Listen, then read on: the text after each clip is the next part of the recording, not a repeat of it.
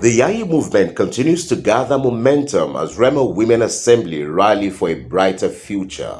The momentum behind the Yayi movement remains strong as supporters and influential leaders from all across Ogun State gathered recently in a spirited event that underscored unity, hope, and a shared vision for the state's future. The gathering, which attracted prominent community figures, youth leaders, and political supporters, demonstrated a broad-based coalition committed to backing Senator Olalekan Adeola, also known as Yayi, his bid for leadership and the transformative change he promises to bring. One of the most prominent voices at the event was Alhaja Ashimowo Adelarin Oshisanwo, famously known as the Yasuna of Remoland. Her presence and heartfelt comments underscored the enthusiasm for the movement's progress. She expressed her happiness with how the rally unfolded and conveyed her sincere prayers for Honorable Yayi's victory in the upcoming election. Our endorsement highlights the support of respected traditional and community leaders who see Yayi as a promising candidate capable of uniting the people and driving development.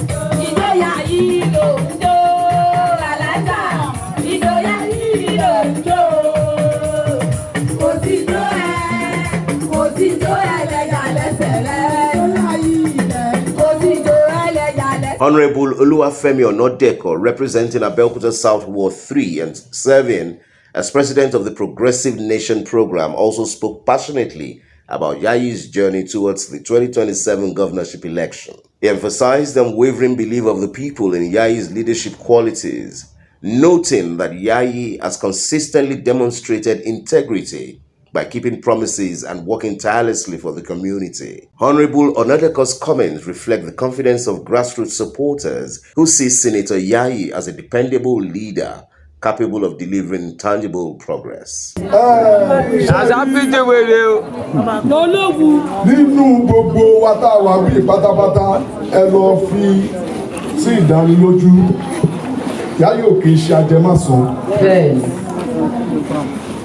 Lóòótọ́ ni àwọn kọ́kọ́ lè máa ṣẹlẹ̀ díẹ̀ àwọn tó ń ṣẹlẹ̀ yẹn ṣe mọ̀ pé ọ̀gá kì í ṣe ẹni tí kò ní ètò ó létò ó di dandan nínú àwọn èèyàn tó yí ọ̀gá a máa rí aláìníkùnmọ́ràn a máa rí ẹni tó lè jẹ oúnjẹ èèyàn 1,000 tó bá kó oúnjẹ èèyàn 1,000 lé lọ́wọ́ á parí ẹ̀ láì ọmọ àárí kankan kọ síbẹ̀síbẹ̀ kì í ṣe pé kò yé ọ̀gá tàǹbá nítorí pé ẹni tó ní vision tó ní ọpọlọ ni àmọ́ kọ̀ọ̀kan lè ní wò tí kí n tó tẹ̀lé mo ti tẹ̀lé ọ̀gá nígbà tó kọ́ wá tán sọ́ di Tòkunbọ̀ náà pè ń gbà yẹn bọ̀ ó yà mí lẹ́nu pé èèyàn lè wá láti ibì kan kó dẹ̀ tún padà síbẹ̀ wọ́n dẹ̀ tọ́jú ipò ẹ̀ dé. Yayi iṣẹ́ nìyàn ẹ sọmọ ẹ fàmọ ẹ romance ẹ.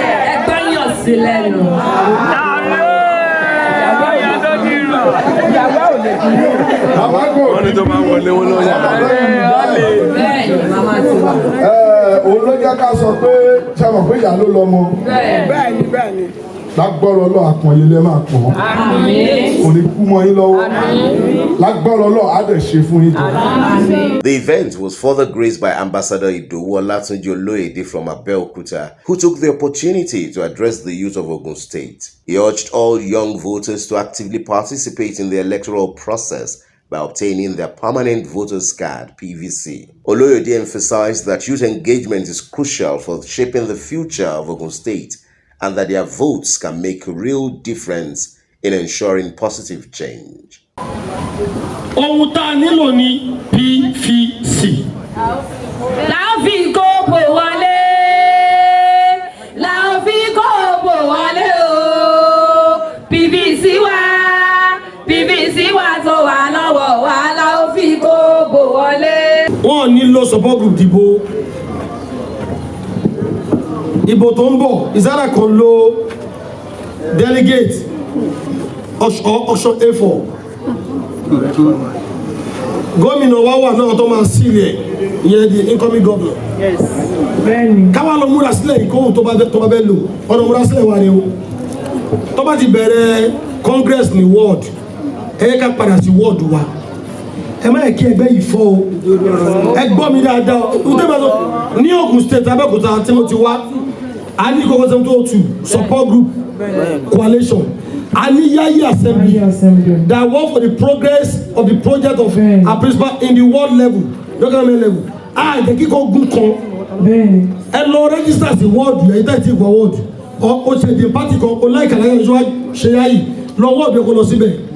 Tó bá ti dé bẹ̀ tán, wọ́n á ti máa mọ̀ ward yẹn. Tó bá ti gbọ́ bẹ̀rẹ̀ congress, Alade will now use her personality to bring you on board as one of the ESCO.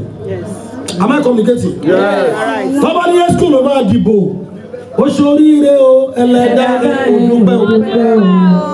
Then you now become a party person. A passionate advocate for youth empowerment, Mr. Olubowale, who holds significant roles as the youth leader of the Remo Women Assembly, the Royal Men and Women Association, and the Yayi movement itself, delivered an inspiring speech. He called on the youth to unite and rally behind Senator Yayi, promising that the movement has many exciting initiatives in store that will benefit the younger generation and the entire community. Royal men and women for Yayi, our wife. Our royal men and women, the Lomashe, Yayi Lomashe, royal men and women. Kò sẹ́ tẹ́ bá rí anybody tó bá ń sọ pé Yayi gan ní gangan, Alájà Rihanna àti Mọ̀dàn parọ́ fún South East. Alájà Rihanna ti ní mo kí gidi gan ṣe rí Ọlọ́run á túbọ̀ máa fún yín ní okun àti agbára ẹ ló kú sọ́nà bí èéfín ẹ̀yin ìyá wa ẹ̀yin bàbá wa ẹ̀yin jèrè àwa ọ̀dọ́ náà Alájà grandma Alájà pátápátá mo kí lọ́pọ̀lọpọ̀ ẹ kú àdúró tì wá ẹ̀yin náà lẹ́ni ó yá ìtẹ́ bá ń gbà wà pẹ̀lú ẹ̀yin dúró tì wá náà ẹ jèrè wa lágbára Ọlọ́run lágbára Elédùmarè gbogbo ohun tẹ́ tí ń kójọ látijọ́ èkó ní dàrú. Gbogbo àtàwá síbí náà látọ̀nà kíjì láti Ṣàgámù náà àdélé láyà. Jésù. Àrèrè Yayi jẹ. Wọn ò ní fi Yayi bu alágbára Elédùmarè. Wọn ò ní sọ pé àbọ̀ ẹ̀dà gbogbo ẹyẹ lọ bẹ́ àbọ̀ ẹ̀dà wọn ò ní fi bu alágbára. Jésù. Gbogbo ẹ̀ lọ PVC wa gẹ́gẹ́ bẹ́ẹ̀ bọ̀dì ṣe ń sọ látàárọ̀. Very important. Ó ṣe kókó. Ẹ jẹ́ ká padà sí wọ́ọ̀dù wa. Ohun tó bá ṣòṣèlú tó bá ń ṣe olóṣèlú láàrin wa náà ẹ jẹ́ ká máa lọ sí pátì wa ẹ jẹ́ ká wá ibi tí ward secretariat wa wà ẹ jẹ́ kó mọ̀ wá ń bẹ̀. Ní very soon ní ìsinyìí wọ́n máa tó bẹ̀rẹ̀ registration ẹni tí ò ní káàdì tó ní voters card tó ti register kó lọ register ní ká lè fi gba ìyẹn délẹ̀ ní a ti ń gba yìí aṣọ yìí wa ò ní já lágbára ilé ìwà. Àmín. What I see inside this my able oga, the Senator Adeola Olamilekan Yayi, is that he is somebody that have vision for Ogun State. He has been doing it in Lagos State, and when he come back to house, we thank God that he has been thinking of having his people in his father's land and the mother's state. He tried a lot when he has been started this journey, and we always believe in him because he's not a person that will just make a promise. He made that promise. He has been doing it before he even gets. We have not seen any candidate that even done the way he has been doing. Yayi is somebody that have the passion for his people, and we pray that God Almighty should give him the strength to be our next governor of Ogun State, which for me I'm promising and I have it in mind is somebody that I know that he can never promise and not fulfill it. Just go to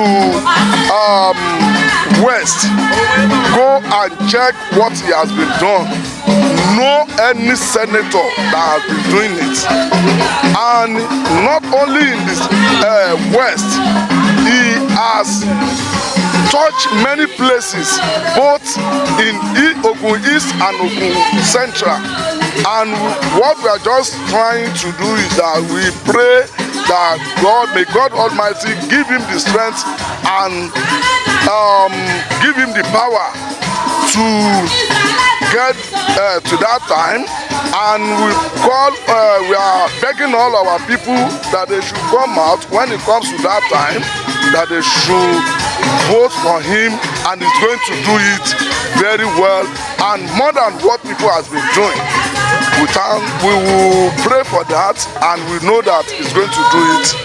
That's all what I can say for now. Well, Yayi's work is not so difficult to do because Yayi himself has proven himself to be a nice man to everybody. He has changed a lot of things in Ogun State, not only in Ogun West alone. Number one, where there is darkness, this man has brought light within a twinkle of eye. Where there is no good road, come and see. In the central, come and see in the east. We have a lot of good roads now. When you talk of food empowerment, he has done that. Bursary empowerment, educational empowerment, a lot of things have been done. A lot of empowerment. Last 2 months ago, he did over 5,000 empowerment for market women, 5,000 for traders, 5,000 for farmers, and so on and so forth. That's why we have decided fully we are not going to support anybody than supporting Senator Adiola Olamilekon Solomon Yayi as the next governor of Ogun State 2027 by God grace. As you can see, there are a lot of people here who are aligning with the aims and objectives of Senator Yayi. You know, Yayi is a man of the people, man of the youth, man of the elders, in fact, you can say a lot about Yayi. You can see a lot of things he has been doing in his senatorial district and everywhere around the state. So Yayi is the kind of man everybody needs in Ogun State. He's the man that can take Ogun State to the promised land.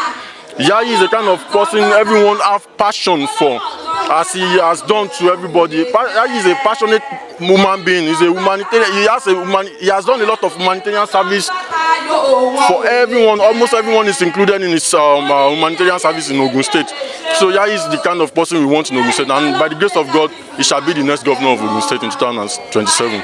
Oh, so far so good. I am well impressed by the activities of our principal, Senator Solomon Olamilekon Adiola, aka Yayi.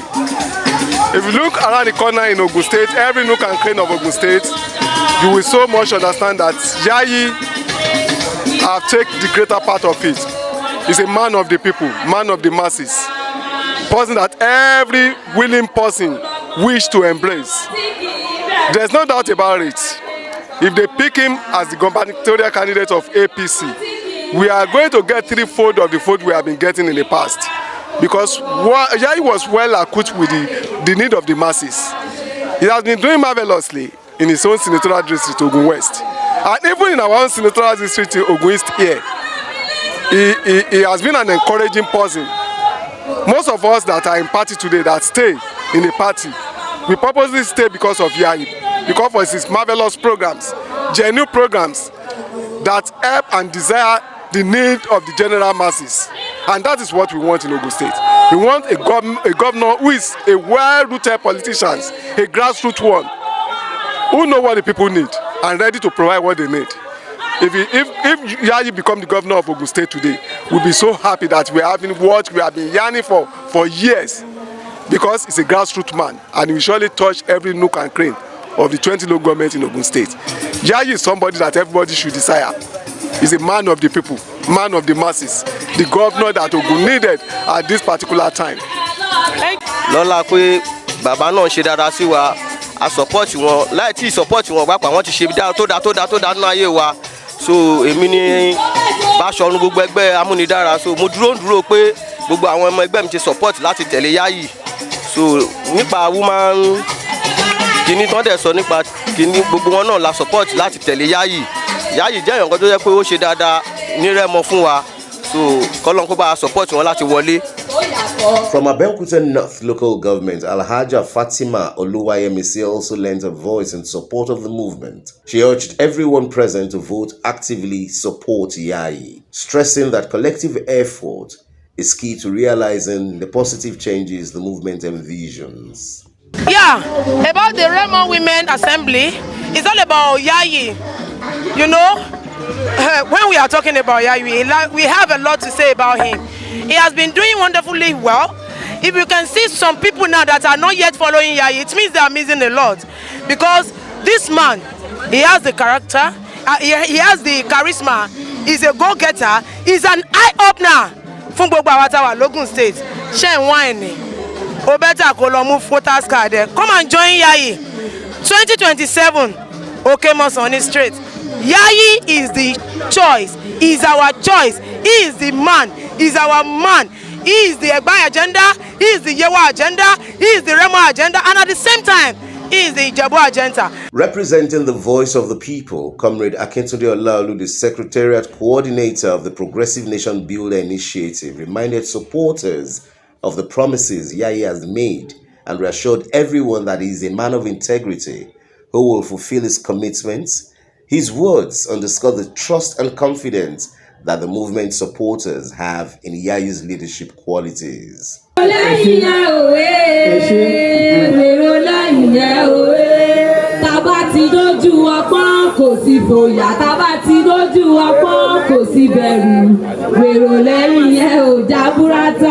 Kọ́kọ́ 7202. Okay, Mason straight.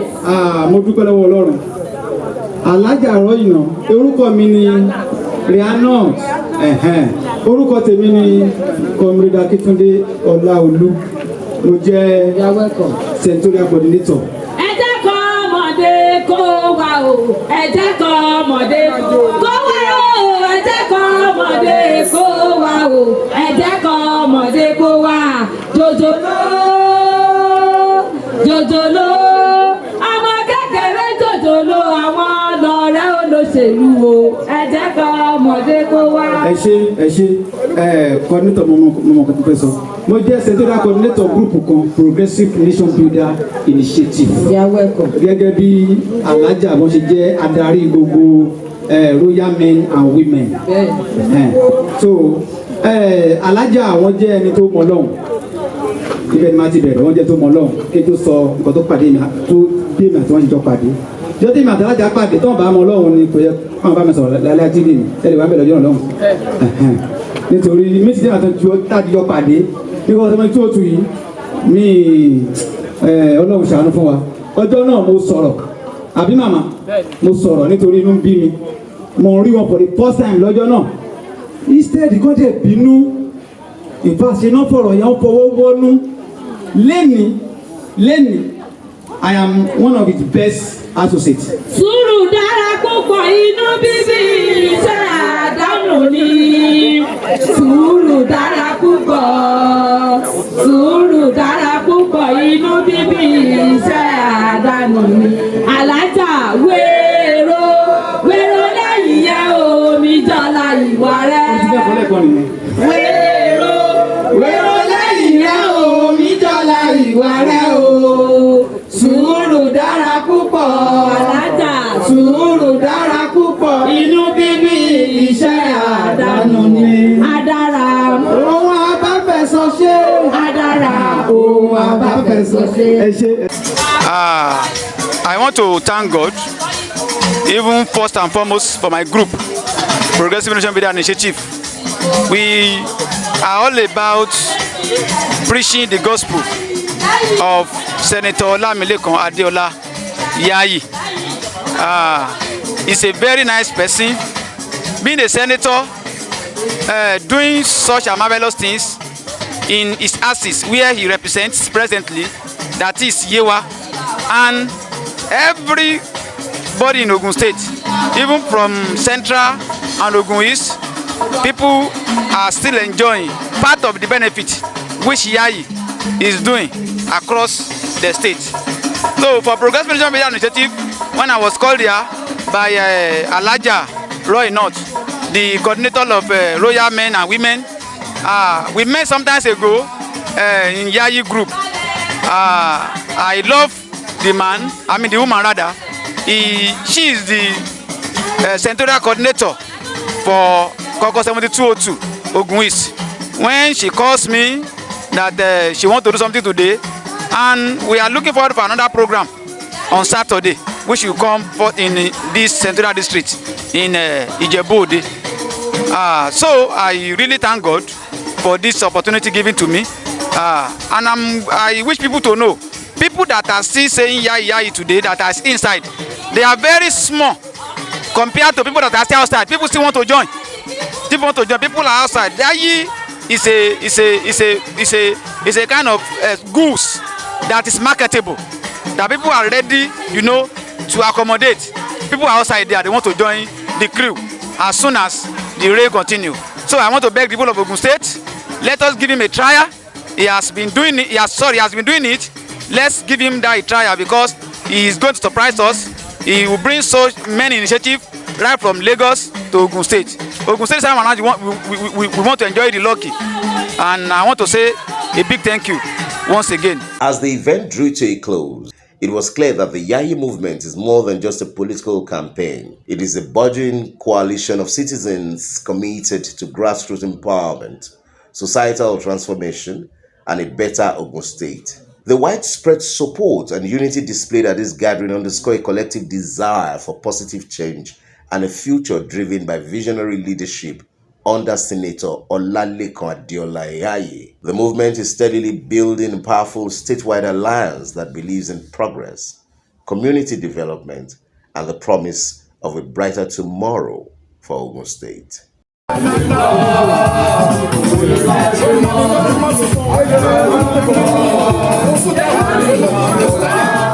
Yeah.